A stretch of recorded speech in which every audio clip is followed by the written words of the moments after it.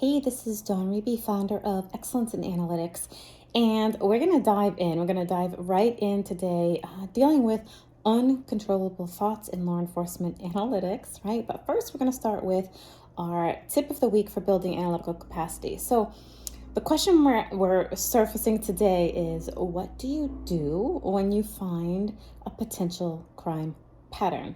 Okay, so first of all, what the heck is a crime pattern? So a crime pattern is two or more incidents that appear to be related, right? Maybe you have a catalytic converter that's being cut and you see that that's happened, and then you see that there might be another report in your community or a different community.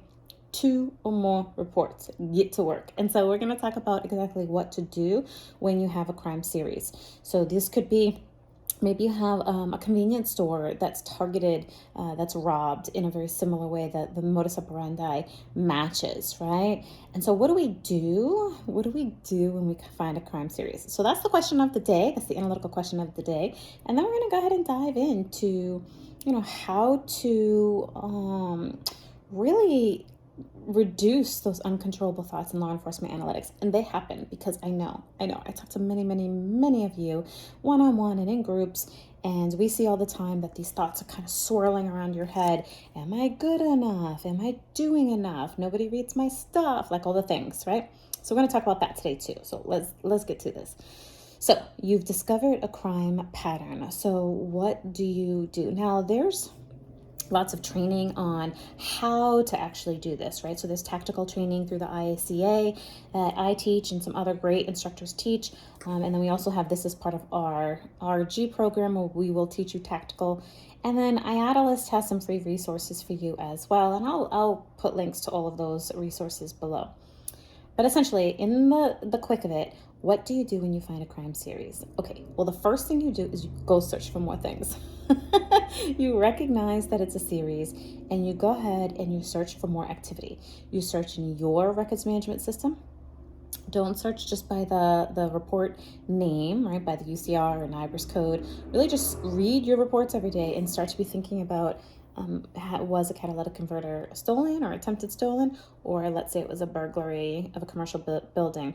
Maybe it was listed as damage versus an attempted break or versus a break.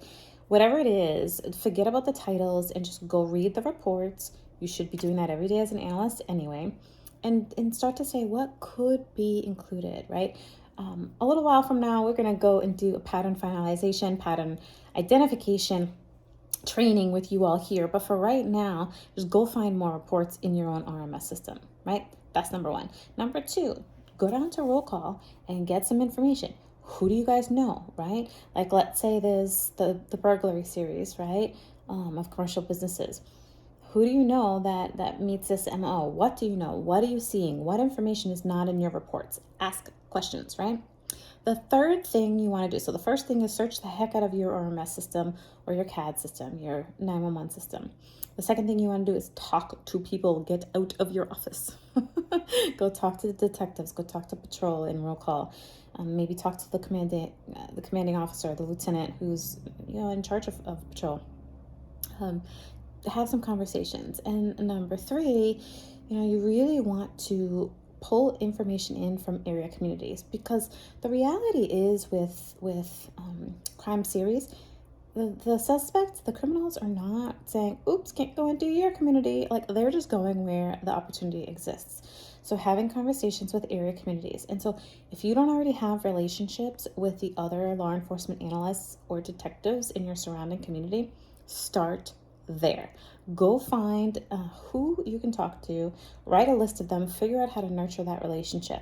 If you're struggling with relationship building, go ahead into the playlist that we have here all about building relationships, because that's key. That is key to successful law enforcement analytics. Okay, so we got the first thing, look at your system, grab more and more information, reading your reports every day. 2, get out and start talking to people. And 3, pick up the phone or head out to another agency and ask, what are they seeing? So if you know what the MO is, if you know what the key characteristics of the pattern are, the series is, you call them up, say, hey, this is what we're seeing over here. What are you seeing? Are you seeing anything similar? And then if they say yes, Find a way to collaborate to get the reports or get the details of the reports so that you can build that into your analysis. And number 4, get the information out. Don't be a perfectionist, okay? I understand that it might be scary to put your information out there to say, hey, I think it might be this person, or I think they're going to hit here again. And again, there's tactical training that I will point you to, or you can reach out to me and we'll get you started with tactical training. But the reality is, if you hold all that information in you, if you hold all that information inside of your mind and your thoughts because you want it to be so perfect before it gets out to anybody, you're wrong. You're doing the wrong thing. Your job is to get the information out as quickly as possible, as accurate as possible. But don't stop there. Update it as you get more information in, or as you get things clarified and cleaned out a little bit. Update, right? So in a crime series, what do you typically want to disseminate?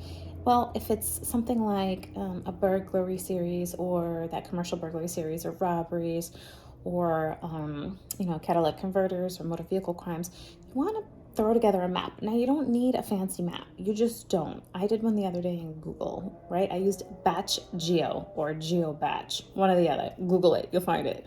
And basically, you cut and paste an Excel sheet, and it populates the whole thing for you. It's not really good for like a hotspot analysis, but it is good for tactical analysis. So I just threw it in that map, took a picture of it using Snippet, right? So took a picture of the screen and threw it right into a bulletin. And then I listed all of the cases from our community as well as the surrounding communities, kind of like in a little Excel sheet, right, on the back. So 1 page, front and back. That's it. Don't try to get into too much, right? And no one's going to read it if it's more than that. So you have your list of all the reports, the MO, any suspects, and then your little picture of where stuff is occurring, a quick little synopsis of what's happening, right? Sometime during the overnight hours, suspects are force entering commercial businesses in the downtown area via kicking the door open.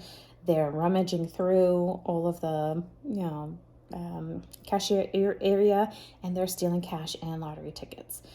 Surveillance noted at these 3 of the locations, evidence in progress, right?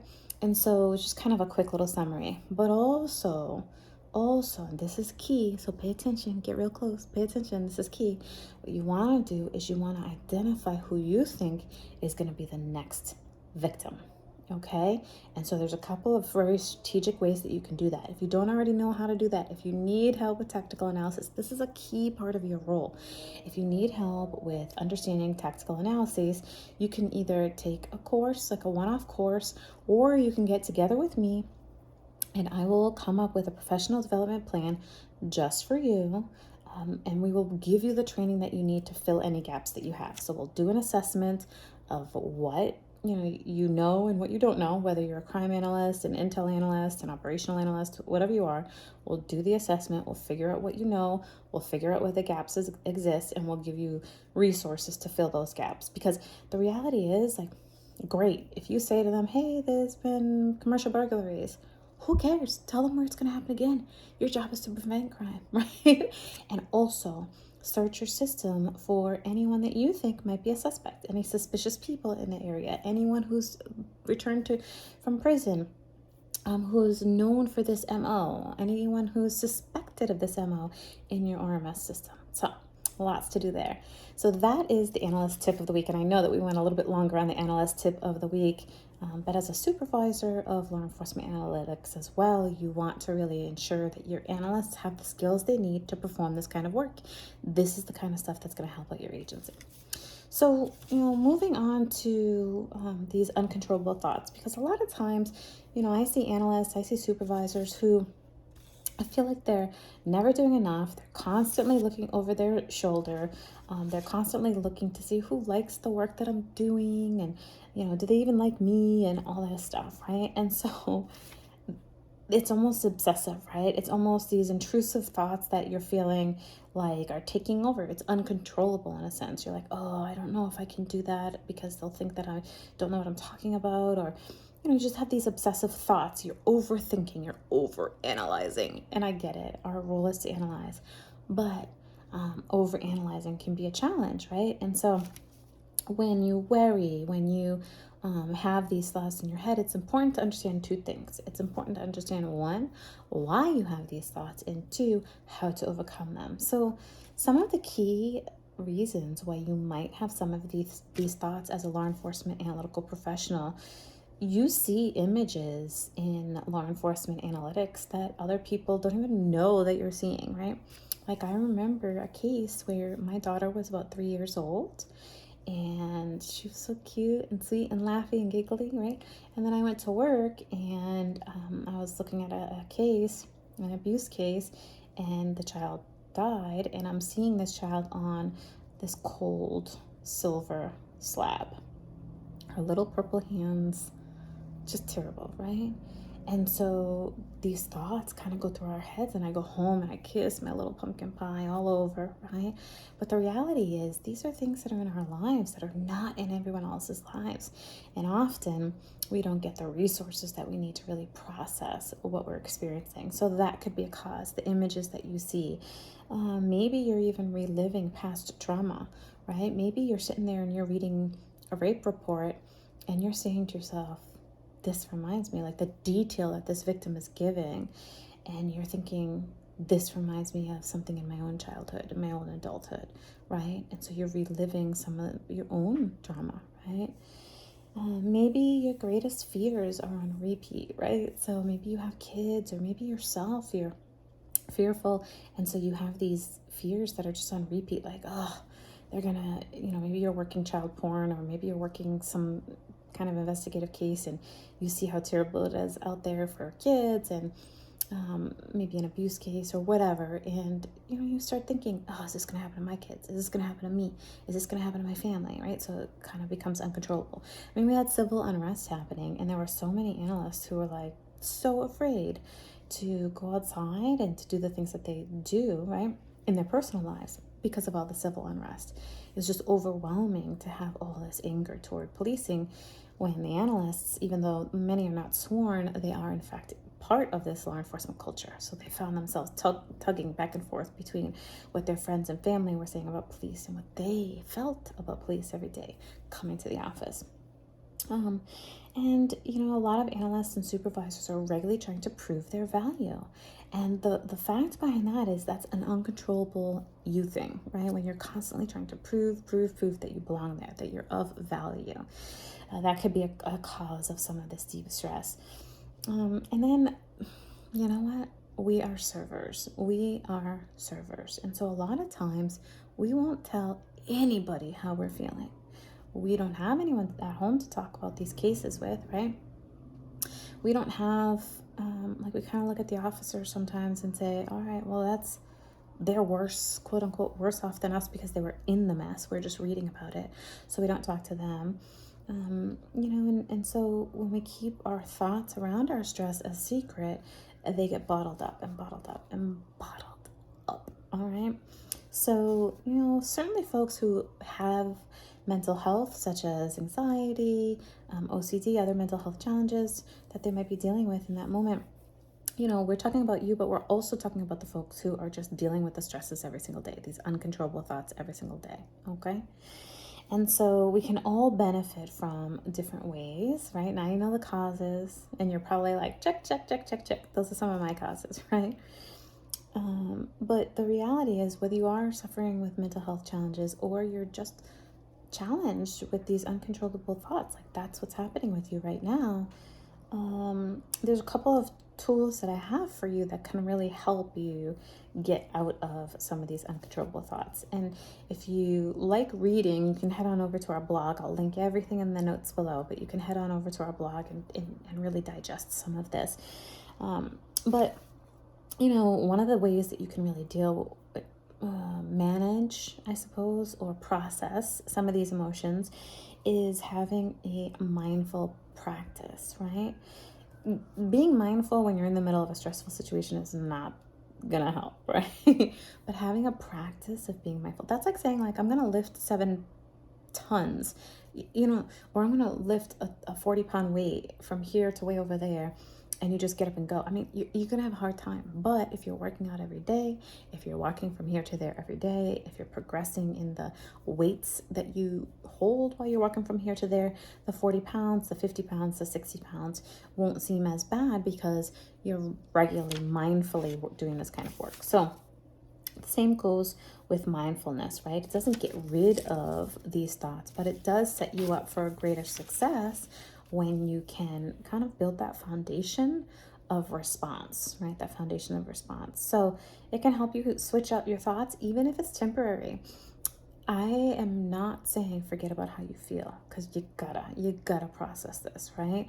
But in that moment of overwhelm, of these exhaustive thoughts coming into your head, in that moment, temporarily turning a different route so that you can kind of decompress a little bit and then address it appropriately is a great approach, right? Another great tool that you can use is writing it down, brain dumping, right? Brain dumping these stressors down.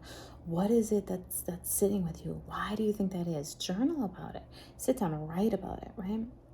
There's something about pen to paper or pencil to paper that really creates a different level of understanding and success. So try that. And then, of course, talking with someone. You might have a family member, you might have someone that you can talk to that's, hey, I'm working this case and I'm really struggling with this, right? Or maybe you're not working a case. Maybe you're just struggling because you're so busy and crazy and chaotic at work, right? As a law enforcement analytical professional.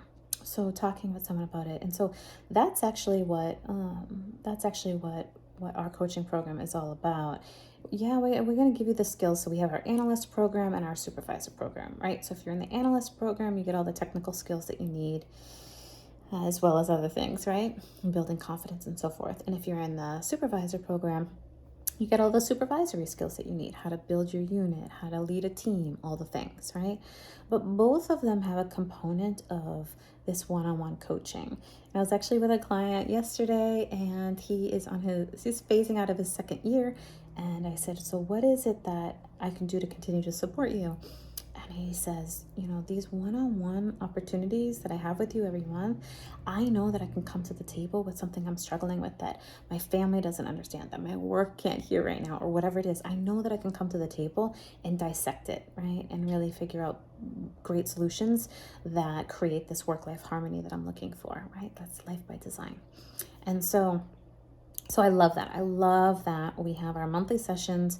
All of my clients have a monthly session with me where we are coming up with a customized plan, but also talking about the challenges that they specifically are dealing with and providing solutions to help them with those challenges. So there's that piece of it.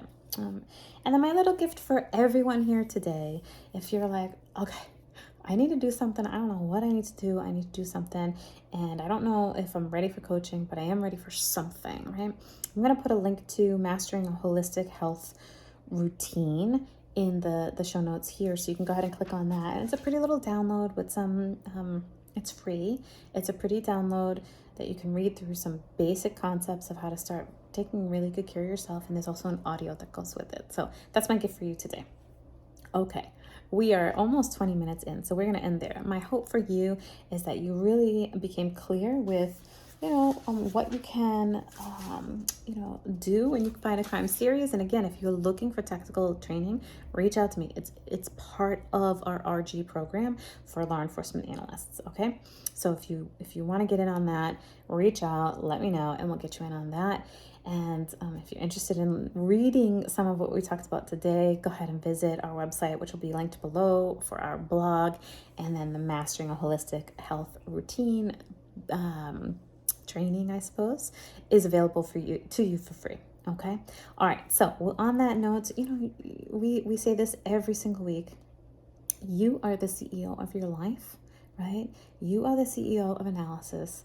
You are the CEO of your life. You get to design it any way you want. So make a choice right now that you're going to design your life exactly the way that you want it to be. There's no need to wait. You can, and we can do it together if you need some help. All right, until next time.